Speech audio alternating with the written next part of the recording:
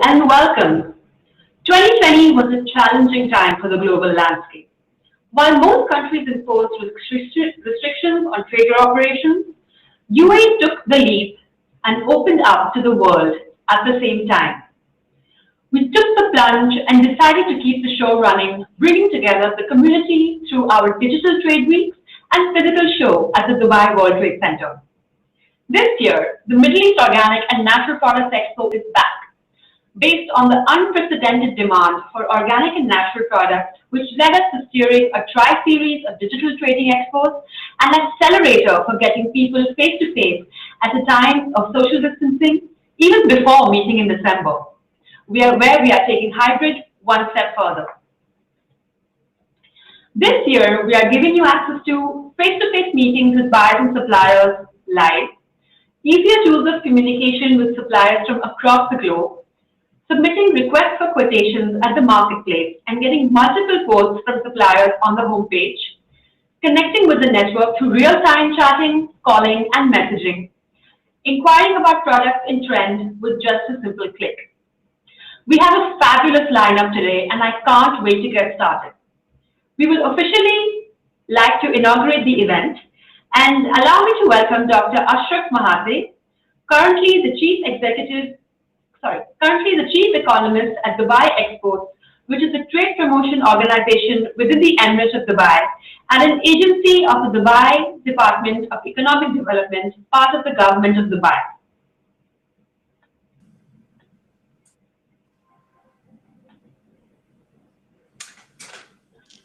Dr. Mahate is responsible for overseeing thought leadership within Dubai Exports in the areas of trade, trade policy, entrepreneurship, creativity, and innovation.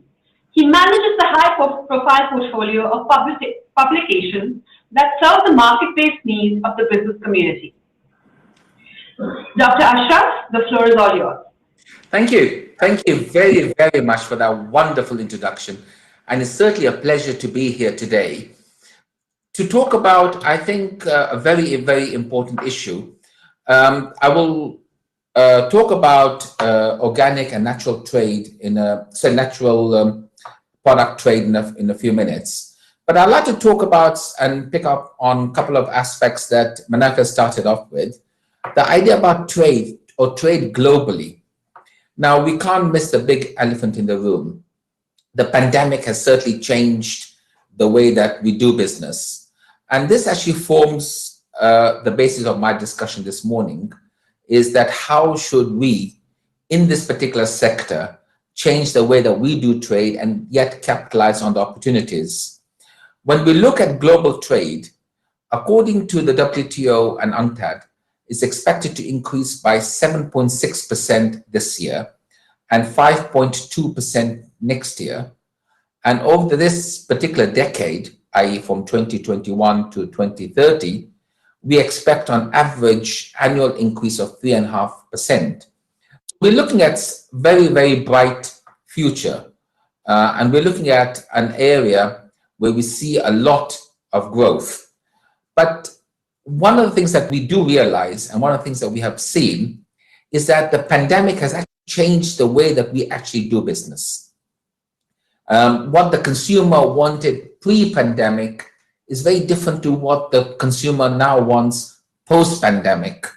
For example, and some of the changes that have been driven are global, and some of them are very specific to the organic and natural products sector. But generally, what we see is consumers looking for convenience. Convenience has been the big buzzword. In fact, it's interesting, when I look at the MENA region, in the 8 months of the pandemic, that's from about 18th of March to about December 2020, the level of growth in e-commerce was equal to the last 8 years. That's from just 8 years before March 2020. So convenience becomes a very important aspect. Also, consumers are looking for products that are linked to a caring community. So it's not just about producing products which are organic or organic certified or natural, but what what are the values of the company, and how do these values of the company actually shape a much more sustainable world, and how do they lead to the growth of a sustainable world? And then we come to this whole idea about how do we bring a physical experience to a digital convenience? And then this is a little wonderful phrase, what I call phygical, is physical and digital. This is bringing the experience of a physical purchase, but through the convenience of a digital platform. And then one of the interesting things that we notice is that consumers are extremely safety obsessed. So it's not only about producing a product, but to know that the whole value chain in the production of that good has been carried out in such a manner that the consumer feels more safe and more secure to make that purchase. And then we go on to the more interesting things. I mean, when I look at the natural and organic product sector more specifically, I feel that there has been a huge change pre and post pandemic. I mean, if I look at the sector pre-pandemic, that's the 5 years before the pandemic, from 2015 to 2019, the sector actually grew by 25%, from 51 billion US dollars to 64 billion US dollars. Now, again, I'm using a very large and very holistic definition of what is organic and natural. And again, different subsectors have performed remarkably well. When I look at, for example, the general merchandise sector, that's grown about 15%. Body care has been a huge performer, about 12, 13%. And then we find food and grocery, that's grown again about 7, 8%. That was pre-pandemic. Post-pandemic, we see a greater level of growth in these sectors, especially the body care, especially the food. And again, one of the areas when we look at this is we look at the drivers, what is really driving the change in the sector. And we find there are actually three main drivers. And one of them is the idea that consumers have a higher level of awareness. And that awareness comes about because they're at home, they're searching the web more, they're watching a lot more TV, they're becoming a more conscious of what they're purchasing. And secondly, it's that there is a greater need or a greater demand for products which are more organic, more natural, again, linked to the safety issue, linked to the idea that these products have a better health and environment. And the third one is the idea that to create more sustainable future and a much more environmentally conscious, a much more socially conscious business environment. Now, a lot of the companies have actually realized the potential. And this has also led to certain changes. And one of the changes is that there's been an influx of new products in the sector. Some of the companies have launched challenger brands. There's been an increase in private label. In fact, one of the strongest things that we see is the huge increase in private label organic and natural brands. In many sense, it also means that now this particular sector is appealing to a wide price points in the market. So we can actually have very low price points in private label. And then again, you have the boutique players at a higher price level. And then we're looking for companies that are not just producing organic or natural product, but companies that are our conventional companies seeking to cherry pick the more profitable areas of the sector. So now this actually brings a huge dilemma, and this links us again to why this particular exhibition is very important. This exhibition is very important because now if you want to grow your business in this sector, you really need to trade, because the domestic market's great and the domestic market's good for you to be established. But the idea is for you to grow your business, for you to get awareness, for you to build a brand, you really need to trade. And again, that's why this particular event, through its networking, through its ability to meet with buyers, allows you to do that. But before we get to that stage, I always believe, and when I coach and mentor companies, I always find that it's important to be able to capitalize those. And in the post-pandemic period, the ability to capitalize on these opportunities is slightly different. Now we have to reassess our product. We have to reassess our product to understand what is its viability in the post-pandemic. What are the things that we need to change? What do we need to do things differently in order to capture not only the growing awareness within the sector, but how our product and, more importantly, our company has to change? Because said, in a very clustered, in a very cluttered environment, it's the product and the company that make a difference. Again, one of the ways that I coach companies is that you have to have an export strategy. Exporting is not an ad hoc activity. It's a very structured activity that has various different aspects to it. You have to understand what are the strengths of your products, what are the weaknesses, how can you link this to your target market.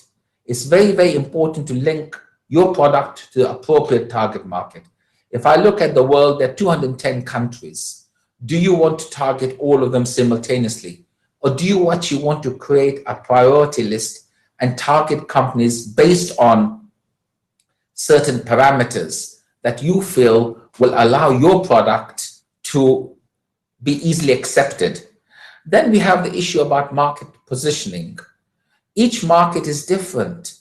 When I go to a particular continent, I love going to Middle East and Africa and Asia.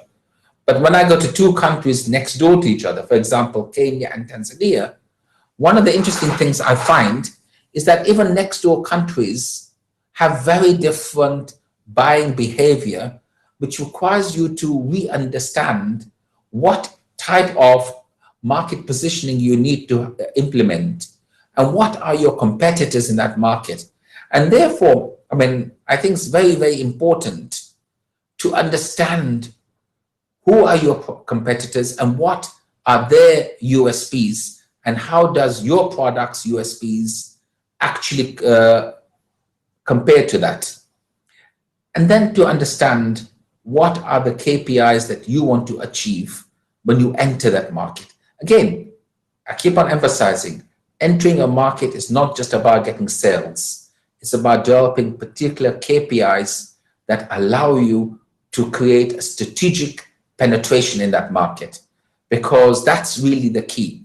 And if you get your market entry wrong, markets have a long memory and failure can have a long hurt.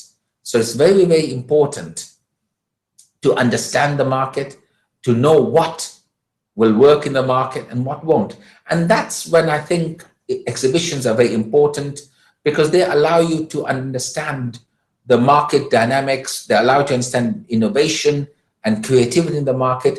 But again, one thing that I always say, nothing actually beats visiting the market that you want to target and to understand who your consumer is, and perhaps meet your consumers, perhaps see how your competitors are transacting in the market. What are the aspects that make them successful? But also, what were the failures in the market? Because I believe you can equally learn from a failure as you can from a success. In fact, personally speaking, I think you can learn a lot more from a failure than you can from a success. And again, this relates back to your own company and the changes that you need to make internally. What are the distribution channels that you need to have? What are I mean, when we look at the distribution channels, you can establish your own setup, you can use agents, you can use consolidators, you can, you have a whole host. And it might not be that one size fits all. It might be that different markets require different distribution channels, require different market entry strategies. And that's why I always think it's important to focus on a narrow group of countries, or in fact, for smaller companies, even a country, and then move on from that. And in this respect, it's always good to pick hubs. And I think Dubai and the UAE is a wonderful hub for the region. So it's always good to identify hubs that allow you to have regional penetration. And then again, the whole idea is, how do you differentiate your product from that of your competitor, right? And then how can you upsell and how can you generate more value for your company through market segmentation, through differentiation? What are the channels and the appropriate tools you'll use? Now, when I look at this, one of the things that I look at, I think, well, there could be different revenue streams. And we have a company in the UAE called Camelicious. They make chocolate made from camel milk, but they also sell camel milk as pasteurized bottles. So it's a different value chain. It's a different revenue stream. But again, one of the other interesting things that we have to focus is that your customer of yesterday is not going to be your customer of tomorrow. As we move away, the generation X becomes less important. The millennials become more important as a target market, right? The generation X born before 1969, they're less important. I'm not saying they're not important. I just think they're less important. And the millennials with their consumer spending tend to be a lot more important, but they also tend to demand things which are very different. And again, with this pandemic, we also have the change in consumer behavior and the change in consumer priorities. One of the examples is when we look at travel, we see that now, of course, travel is restricted. We know that, but we see hotels. And one of the examples I use is Hilton Stay Care. Hilton Stay Care is a brand that has developed post-pandemic. How? Well, Hilton worked out that its guests actually want a product that talks and emphasizes the safety protocols that the hotel has carried out. So Hilton actually worked with Ricket, the manufacturers of Dettol, Clorox, and they actually worked with them to identify the appropriate cleaning protocols and created a brand called Hilton Stay Care. So now what we see is when consumers want to stay, or guests want to stay in a hotel, what speaks to them? Hilton Stay Care speaks to them because it shows that this is a hotel that has identified cleaning protocols, has sanitization protocols, and is a safer option. So again, consumer behavior in the post-pandemic period has changed dramatically. And it's also led to companies re-evaluating brands and identifying new segments that pushes their brand and pushes their product a lot closer and relates it a lot more to the needs of their particular the target. So the whole idea is how to create relevance, okay? How to create relevance. And what we have seen in the pandemic period, we cannot unsee. So going forward, our behavior and our consumer attitudes will always be plagued by what we have seen, right? I think this is very, very important.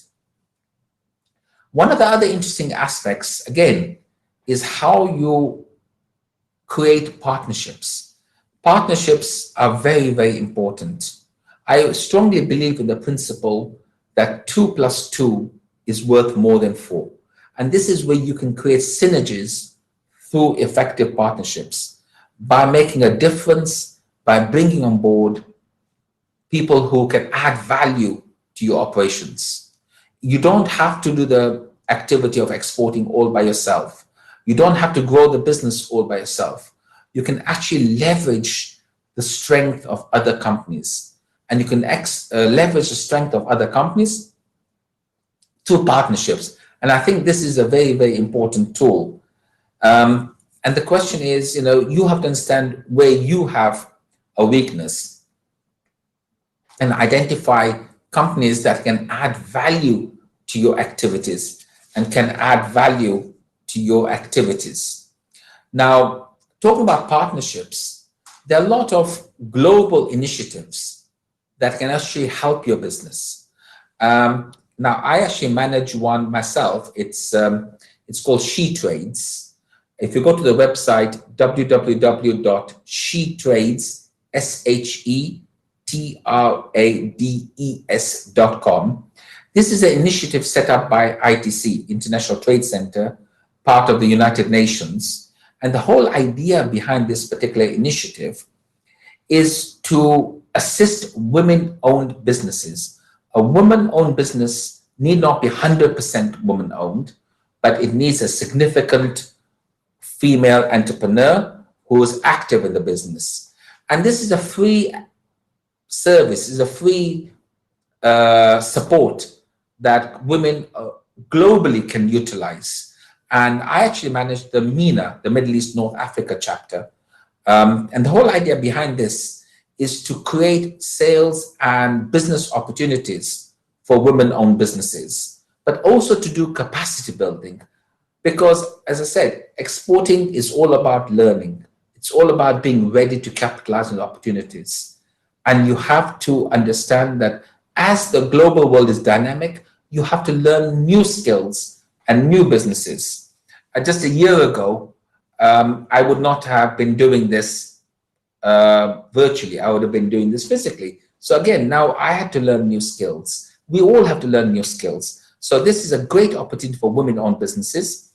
In fact, starting from International Women's Day, which is about 3 weeks ago, we have got, She Trades has got a whole year of activities. And I'll just like to briefly explain this because I think it's very, very important for women-owned businesses to capitalize on She Trades. So from March to October this year, we've got 6 months of capacity building. These are all virtual. And of course, the men in the room can also participate, but only the women can register. And each month is a different theme. So it's from sustainable value chains in the month of March, in the month of April, how to take your business to a digital platform, in the month of May, how to secure financing and investment, in the month of June, about environmental sustainability, in the month of July, the digital transformation in your business, and the month of August, how to look at standards, because the organic and natural sector, the organic and natural product sector is complicated. It has various different standards, and how to understand those standards in the global value chain. Then in October 17, 18, 19, we have a physical event in Dubai at the Expo event, and also this will be blended, so you can actually watch it virtual. And this again gives you the opportunity to meet with women-owned businesses globally, create networks, have help clinics, do B2Bs.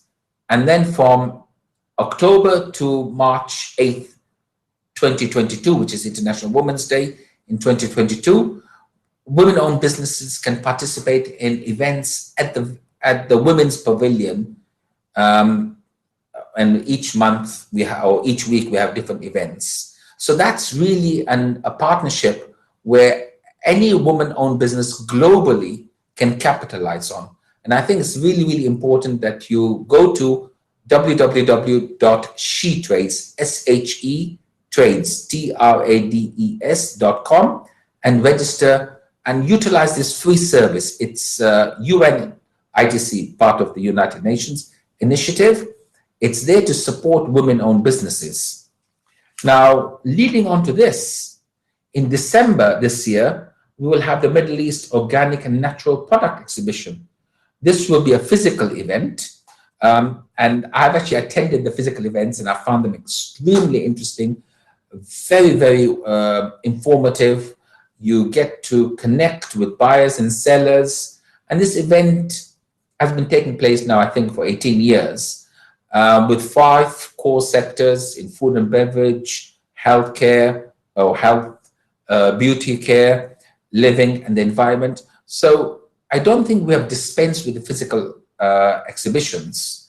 And these virtual exhibitions are wonderful stepping stones to the actual event in December. So again, I think it's a wonderful opportunity that you work with SheTrades, you work with the Middle East Organic, Natural and Product Exhibition, and you actually come to the event in December. I think I will stop there.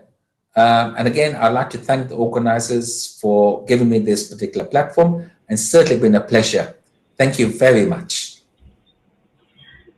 Thank you so much, Dr. Ashraf, for joining us today, gracing the occasion and officially inaugurating the event. And the market for organic and natural and exports in general has certainly seen an upward trend, and also for all that information about SheTrades, which is a wonderful, wonderful initiative. And also, thank you for getting us ready for the next steps we should take for building successful trade avenues. So yeah, thank you very much. While we set the scene for our next session, don't forget to connect with some of the leading suppliers for organic products. And did you know you could call them face-to-face on this platform? Stay tuned for our next session, which is S&B Forum 2021 Strategies for